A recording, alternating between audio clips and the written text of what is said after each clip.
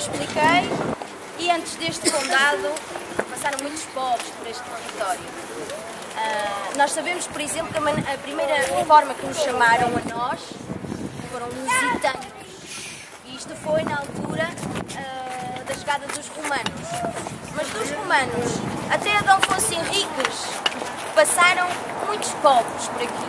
Os romanos deixaram a língua, que é o nosso português, deixaram a estrutura das cidades, os arruamentos, toda a forma civilizacional, obrigada, vem da parte dos romanos.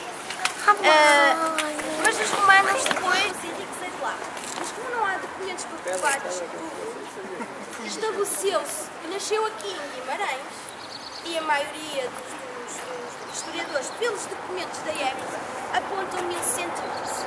Nós sabemos foi quando ele morreu, em 1185. E se fizermos as contas, quer seja 1111, 1110 ou 109, o rei, para a época dele, estamos a falar do século XII, 1100 e tal, ele tinha 79 anos. Era. Por isso é que Dom Afonso Henriques, no seu tempo, já foi uma figura lendária, muito temida, muito respeitada, mas depois com o passar dos tempos, os contos que vão contando, pondo um pontinho a mais, vão fazer da figura de Dom Afonso Henriques ainda mais do que ele foi. Mas este homem foi extraordinário, mesmo. Ele era muito novinho, 3 anos, o pai morreu. O pai dele morreu. Deixou a sua mãe, Novita.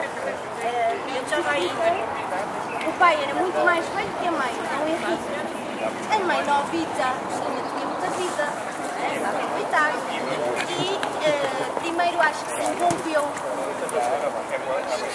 matizou-se, pode dizer mesmo com o senhor galego e não ficou com ele. Veio depois a ficar com um irmão, o tal Fernão Pérez de Trava. E nesta altura, o reino de Leão e Castela, a qual este condado pertencia, entrou em crise.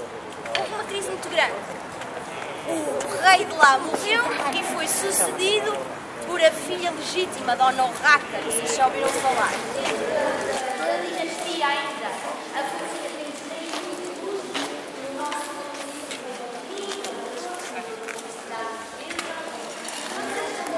dinastia Afonsina, aquele que se enamorou com a Inês de Gaza, que também é da primeira dinastia, e até que chegamos a um ponto em que há uma crise. Há o rei, ainda desta dinastia Afonsina, o Dom Fernando, deixa só uma princesa que se casa com o rei de Leão e Castela. Ora, queriam fazer aquilo que há muito queriam fazer, juntar os dois reinos. Leão, Portugal, para assim, a Leão e Castela. É claro que os portugueses, uma parte, não queriam nada disso, então já somos independentes há tanto tempo, vamos voltar outra vez para o Leão e Castela. Não faz sentido. A nobreza, o clero, mas sobretudo o povo do norte, do Porto, logo, à partida, não queria se misturar com aquilo que chamamos de espanhóis. Nesta altura a Espanha não existia, isto eu estou a falar de Leão e Castela, havia Aragão, havia Navarra, era um conjunto de reinos, não havia a Espanha. Portugal é muito mais antigo que a Espanha. Eu gosto até de dizer aos espanhóis que nós somos os irmãos mais velhos da Espanha.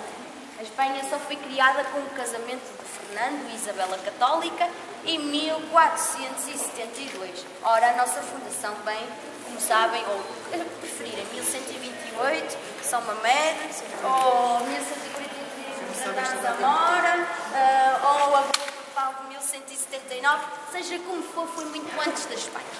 Mas nesta altura nós estávamos em crise e quase íamos nos juntando a eles. E é quando aparece precisamente um filho bastardo do rei Dom Pedro, aliás, Dom João, não era de Dom Fernando, que para conseguir a independência vai ter a tal famosíssima Batalha de Aljubarrota, quem não conhece, não é? A Batalha de Aljubarrota, que nós ganhamos, e o Dom João I já não é desta dinastia, vai começar uma nova dinastia. E ele era mestre de uma ordem religiosa, chamava-se a Ordem de Avis. Então a segunda dinastia portuguesa vai ser a dinastia de Avis. Só que este rei tinha que se casar com uma princesa de um reino forte que nos protegesse, porque Portugal era pequenininho. E Leão e Castela não deixava de ser grande. Este tipo de móveis foram os espanhóis, numa terrinha perto de Toledo que se chama Barguém. Agora, estas coisas aqui, sabem o que é que são? Vocês imaginam o que é que são estas duas peças grandes aqui? Que são da China, a gente sabe, é porcelana chinesa, não é? Sei que eram aquários e foram os primeiros aquários que chegaram à Europa. Não havia aquários sequer na Europa.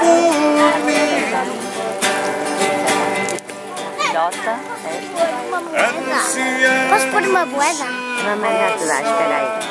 E nada para mim mudou. Continuo a olhar Dá-me uma moeda? em horas de Espera aí, escuridão. espera a avó. Eu dou depois. Não, vai te dar uma nota. Pensei então tu vestida de branco, Não, é uma nota. morrendo para mim.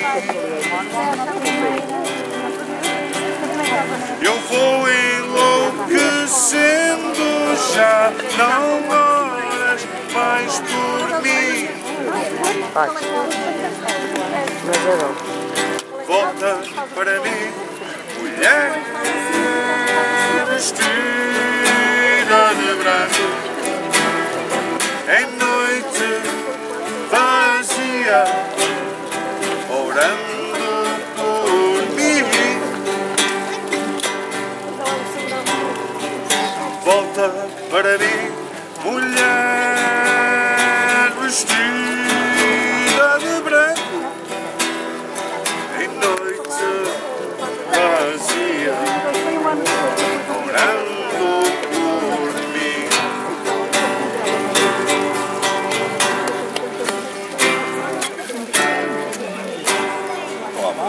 Esta foi